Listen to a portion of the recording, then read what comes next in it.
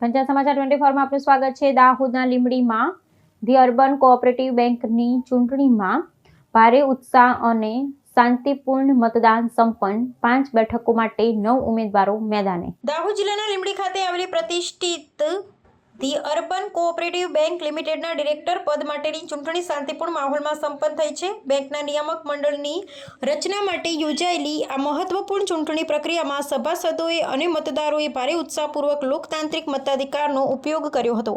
પ્રાપ્ત વિગતો અનુસાર બેંકના ડિરેક્ટર પદની કુલ 5 બેઠકો માટે 9 ઉમેદવારોએ દાવેદારી નોંધાવતા આ ચૂંટણી જંગ અત્યંત રસ્સાકસી ભર્યો બની રહ્યો હતો।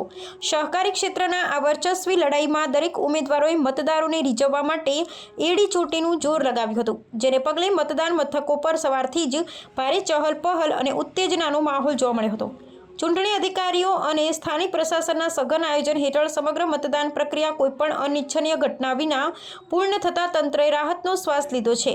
હવે મતપેટીઓમાં ઉમેદવારોનું ભાવિ સીલ થઈ ચૂક્યું છે, ત્યારે સમગ્ર સ્થાનિક રાજકીય અને સહકારી વર્તુળોની નજર આગામી મતગણતરી અને તેના પરિણામો પર પણ મંડાયેલી છે।